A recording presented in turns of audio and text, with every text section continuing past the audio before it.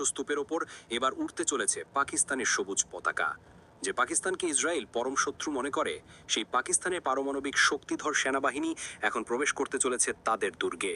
Donald Trump যে চালটি নেতানিয়াহুকে সাথে নিয়ে গাজার পুরো নিয়ন্ত্রণ নেওয়ার জন্য সাজিয়েছিলেন, সেই চালে বাগড়া দিয়ে খেলার মোড় ঘুরিয়ে দিয়েছে পাকিস্তান। ট্রাম্পের সাজানো ছক এখন বুমেরাং হয়ে ইসরায়েলের দিকে ফিরে এসেছে। তেল আবিবের আকাশে এখন ঘুরপাক খাচ্ছে এক ভয়ঙ্কর প্রশ্ন: নেতানিয়াহুর ভেটো নাকি পাকিস্তানের পারমাণবিক চাল? কে জিতবে এই স্নায়ুযুদ্ধে? যে কোনো মুহূর্তে শুরু হয়ে যেতে পারে এক অসম যুদ্ধ, যেখানে ওয়াশিংটনের হাত পা বাঁধা আর ইসলামাবাদের হাতে রয়েছে মধ্যপ্রাচ্যের ভাগ্য নির্ধারণের চাবিকাঠি। কিন্তু কেন পাকিস্তান, যে দেশ ইসরায়েলকে একটি অবৈধ অস্ত্র ছাড়া আর কিছুই মনে করে না, তারা আজ সরাসরি ইসরায়েলের বুকের উপর তাদের পারমাণবিক শক্তিধর সেনাবাহিনী মোতায়েন করার দুঃসাহস দেখাচ্ছে কেন?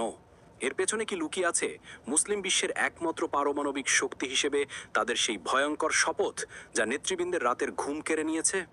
ট্রাম্পের পাতা এই মৃত্যু ফাঁদ এখন বুমেরাং হয়ে ইসরায়েলের জন্য এক অবসরণীমূলক পতনের কারণ হয়ে দাঁড়াচ্ছে। নেতানিয়াহু কি পারবেন পাকিস্তানের এ অপ্রতিরোধ্য অগ্রযাত্রাকে রুখে দিতে, নাকি মুসলিম বিশ্বের সম্মিলিত শক্তির সামনে তিনি নতজানু হতে বাধ্য হবেন? আর সবচেয়ে বড় ও ভয়ঙ্কর প্রশ্ন, গাজায় পাকিস্তানের সেরা বাহিনীর প্রবেশ কি তবে আল আকসা মুক্ত করার সেই চূড়ান্ত যুদ্ধের মহড়া, যার জন্য বিশ্ব মুসলিম উম্মা শত শত বছর ধরে অপেক্ষা করছে? এ পুরো নাটকের সূত্রপাত হয় ডোনাল্ড ট্রাম্পের সেই কুখ্যাত ২০ দফা শান্তি পরিকল্পনা থেকে। হামাস ও ইসরায়েলের মধ্যে ২ বছরের রক্তক্ষয়ী যুদ্ধের পর ট্রাম্প নিজেকে শান্তির দূত হিসেবে জাহির করে মিশর ও কাতারের মধ্যস্থতায় এই চুক্তি স্বাক্ষর করান। চুক্তির উদ্দেশ্য ছিল গাজায় শান্তি প্রতিষ্ঠা, কিন্তু পর্দার হারালে এর আসল উদ্দেশ্য ছিল আরও অনেক বেশি ভয়ঙ্কর।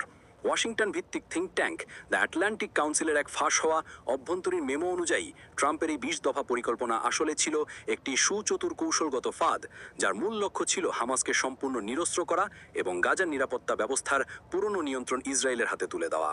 এই পরিকল্পনার একটি অংশ ছিল গাজায় একটি আন্তর্জাতিক স্থিতিশীলকরণ বাহিনী বা আইএসএফ গঠন করা। ট্রাম্প ও নেতানিয়াহুর ধারণা ছিল এই বাহিনীতে থাকবে পশ্চিমা দেশ বা তাদের অনুগত আরব দেশের সেনাবাহিনী, যারা মূলত ইসরায়েলের প্রহরীর দায়িত্ব পালন করবে। কিন্তু তারা সেই হিসেব কষেনি এই খেলায় নতুন এবং অপ্রতিরোধ্য এক খেলোয়াড়ের আবির্ভাব ঘটবে। আর সেই খেলোয়াড় হলো পারমাণবিক শক্তিধর পাকিস্তান। যে মুহূর্তে আইএসএফ গঠনের ঘোষণা আসে, তখনই পাকিস্তান সুযোগটি লুফে নেয়। তারা নিজেদেরকে মুসলিম বিশ্বের একমাত্র পারমাণবিক শক্তি এবং ফিলিস্তিনিদের ত্রাণকর্তা হিসেবে উপস্থাপন করে এই মিশনের সেনা পাঠানোর প্রস্তাব দেয়। এই চালটি ছিল ট্রাম্প ও নেতানিয়াহুর গণপনারও বাইরে। প্রতিরক্ষা বিষয়ক সাময়িকী জেইন্স ডিফেন্স উইকলির মতে, পাকিস্তানের এ প্রস্তাব নিছক কোনো আবেগপ্রসূত সিদ্ধান্ত নয়, এটি তাদের সামরিক গোয়েন্দা সংস্থা আইএসআই এর এক সুচিন্তিত পরিকল্পনা।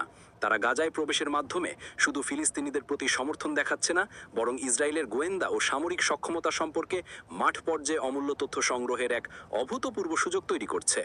গাজায় তাদের উপস্থিতি হবে ইসরায়েলের জন্য এক স্থায়ী গোয়েন্দা দুঃস্বপ্ন। শুধু তাই নয়, পাকিস্তানি পদক্ষেপের মাধ্যমে তাদের অভ্যন্তরীণ রাজনীতিতেও এক নতুন মাত্রা যোগ করতে চাইছে। দেশটির সেনাপ্রধান জেনারেল আশফাক মুনির, যিনি পর্দার আড়ালে মূল চালিকা শক্তি, এই মিশনের মাধ্যমে সেনাবাহিনীর প্রয়োজনীয় বৃদ্ধি এবং অর্থনৈতিক